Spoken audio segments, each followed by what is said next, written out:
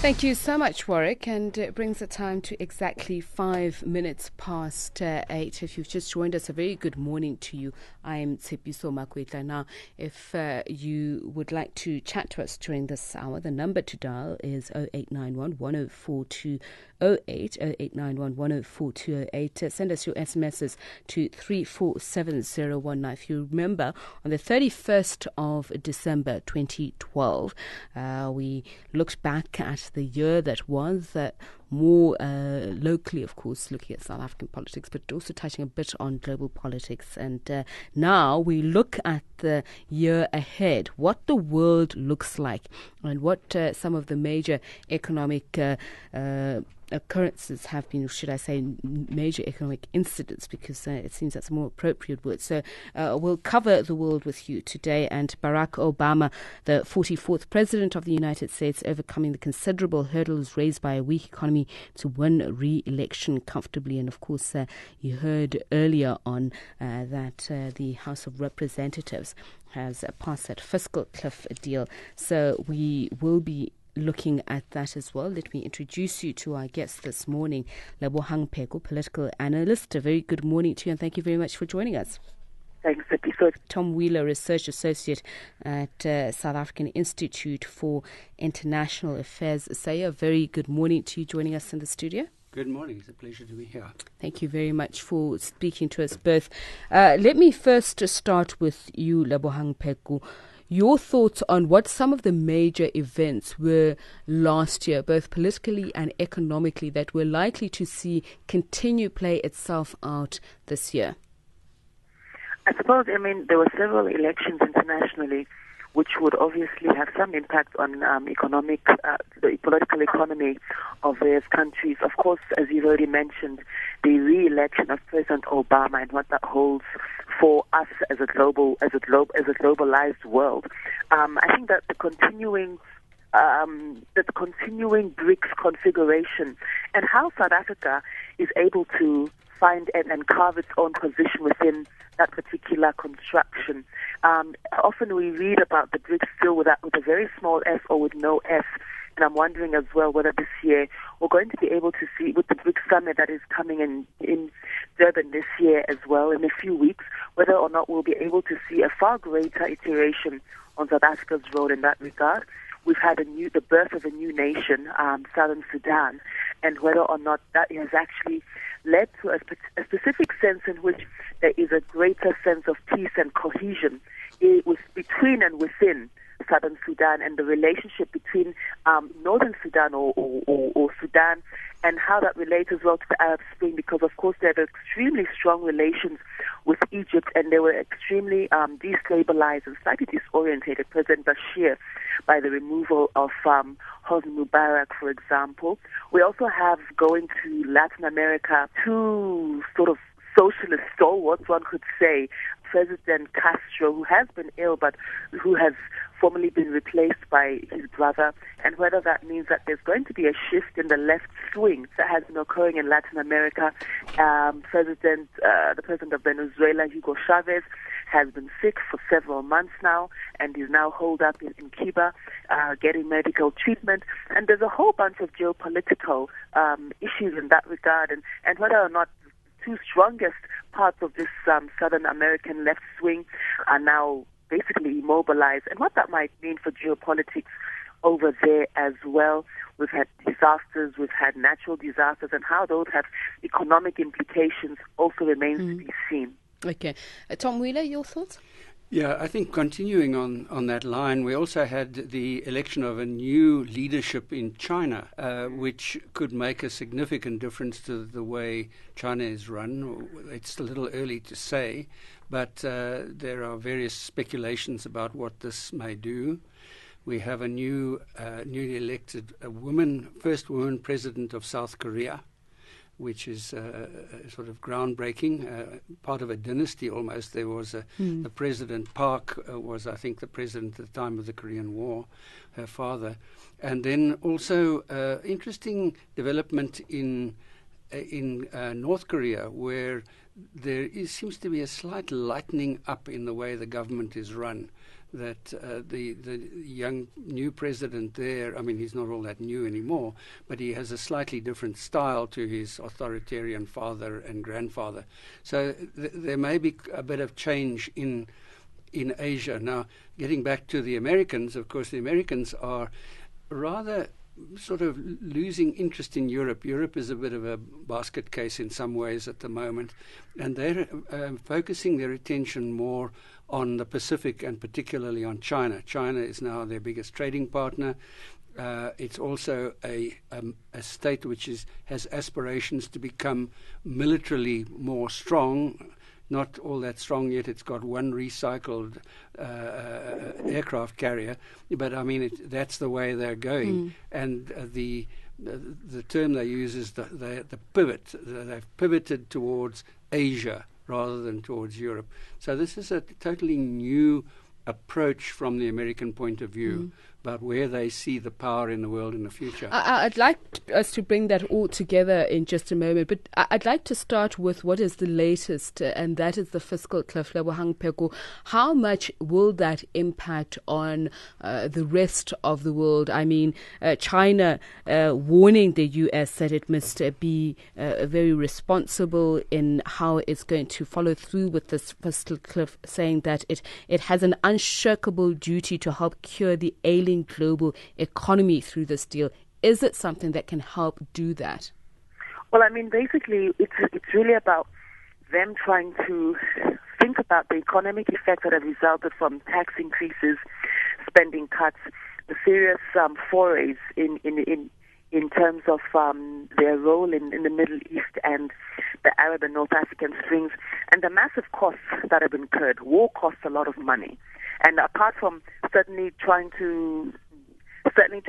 about really trying to reduce the reduction in the U.S. budget deficit, which has been running quite excessively for many, many years. And it's really about trying to prevent a recession, another recession, in fact. It was estimated that unemployment would rise yet again if they didn't take these measures. So it's a kind of a tough love approach to their hitherto quite loose and rampant approach to fiscal spending and fiscal expenditure, which is very America-centric and extremely United States-centric, with very little regard for the way that it might cause distortions for the rest of the world. Now, clearly, there has been some concern about it domestically, because, of course, where there are cuts in spending and expenditure, there are cuts in people's standards of living. There are cuts in people's, the base accessibility to basic needs. With any form of austerity, we've seen this, of course, across Europe in the last year as well, which I'm sure we will touch on later. It was very interesting to listen to President Barack Obama when following the vote, and he was warning the House, specifically the Republicans, that he will not tolerate any further haggling over this. And his economic policy approach has been what really discouraged some people to vote him in back. How much is that going to impact, as you mentioned, on the foreign policy and how America approaches the world economically as well? Well, I actually think that it's a positive thing to be sold, for the reason that I think that it illustrates for the first time in some time that America is aware that they are part of a global economy, and that the impact of their own actions and their own over-expenditure has global implications. I also think that it's going to build confidence in the market, because it gives us a sense of certainty that they are not going to be as lax and as reckless, I think, as they have been previously. And I think that I'll be interested to see how the markets respond to this, because what the markets require is a sense of certainty. I think that at a time when the rest of the world has been tightening its belt somewhat, it shows that I think it's about time that America showed a sense of taking leadership, or at least doing their part, coming to the party. And I think as well that it also illustrates that although there's been there's a whole bunch of bipartisanship that militates a lot of this legislation and a lot of the regulatory framework governing fiscal discipline or lack thereof in the United States, I think that they also have to see that has to be put aside in the interest of looking at the way that America can survive not only the previous economic downturn, but the oncoming economic downturn as well, that their own decisions have put them into. And of course, they are very aware that they are a receding and a declining economic power. and they have to make particular cuts and do things differently in order to reassert themselves. And also, I mean, President Obama has been very clear on, you know, the Medicare and all of these really fancy things that he was hoping to do. Very useful things, I hasten to add.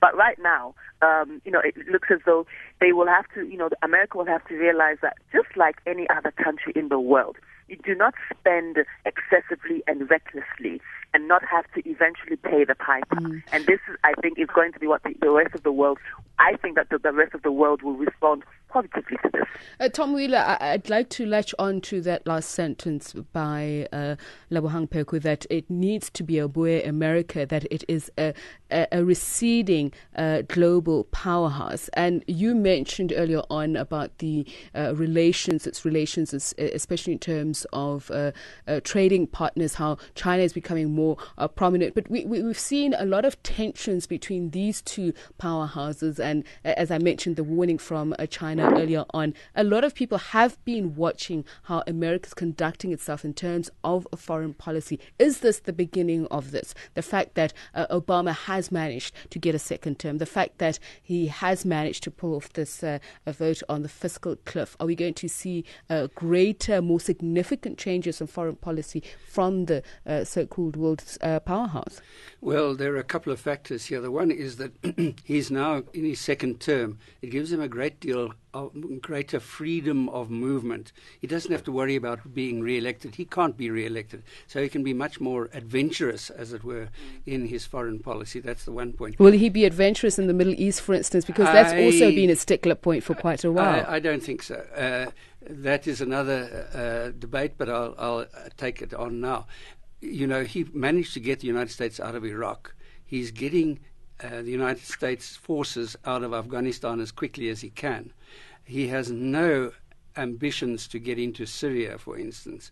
So I think this is also an area of saving. It may also cause loss of jobs if the military is pulled back, if the military spending is reduced. It means that the so-called military-industrial complex loses jobs, the guys that make the weapons, but the guys that use the weapons are also going to be out of work. So that is, I think, that sort of foreign adventurism that one saw under the Bush administration is not there anymore. That it's a focus more on domestic issues. Now, the problems that he has domestically that we managed to overcome in the last day or so, at least temporarily, is the nature of the American political society, where there's a tension between the executive, the presidency, and the legislature. And if the one is controlled by one party and the other is controlled by another party, then you have the sort of situation we've had recently. And that's not going to go away. This election where Obama was re-elected, you know, was so divisive. The country is divided up into very doctrinaire, particularly on the right, the Republicans, very doctrinaire views. And it's going to be a very difficult country to govern internally, never mind externally. The other factor is, of course, that Hillary Clinton is retiring as Secretary of State. And she is the foreign minister. And, of course, the new foreign minister, who I believe is going to be Senator Kerry, is going to have a different approach probably to her. And these little changes of emphasis mean that the way things are run in foreign policy will be different. He would be the advisor to Obama. He will probably have different ideas to her, perhaps travel less or so. So it's a little early to say, but there are likely to be little. Lebohang Pheko, I'm curious about the world order. I mean, the U.S., the symbolism of it being the world power, considering that the United Nations, for instance, is on U.S. soil. We've been talking about reform just in terms of the global political structure, the influence over the past few years. We haven't really seen that happen much. And with back to that symbolism aspect, with Barack Obama winning re-election, but has much really changed in terms of who really calls the Pied Piper, so to speak? We're seeing tensions at the moment with the US and Iran. You have countries like South Africa that are always trying to be contrary. But is there going to be any material change in terms of the world order? we've seen kind of glimmers and whispers around it, and I think far more assertively than we would have seen perhaps a generation ago, Tepiso. For example, the fact that the new leadership of the then new leadership of both the IMF and the World Bank were conversation pieces and were contested rather than being the ascension of either a European or an American head of those institutions. The fact that there was actually a debate around it, not a successful one from the perspective of the global south, but certainly a far more aggressive and explicit one, would illustrate that the notion that there's an inevitability and an assailability of leadership emerging from either the European Union or the US. It's certainly been eroded over the last generation or so. The emergence of the G20, for example, and to some extent, your IPSA and your other small sub-regional groupings, your ASEAN nations, the very strong resurgence of a multipolar power players in terms of economics, and that would be, your South Asians, and to a great extent, certainly, Russia, Brazil to some extent. They're just different poles of power across the world and geopolitical power that are emerging, and how these are going to be harnessed depends on the sort of that leadership and cohesion and the vision that is behind them. But I think that the notion of a world order should also be constructed around not necessarily becoming part of the same club of white men in blue suits, but certainly a world order that reflects the realities, the global realities of the other regions of the world. And specifically, of course, our interest would be the Africa region and how we are able to assert ourselves far more aggressively. But I actually see a small shift, petty, not necessarily what we would, as far as we would like to push. The envelope can be pushed far, far more. But I think we have so much more power than we even realize.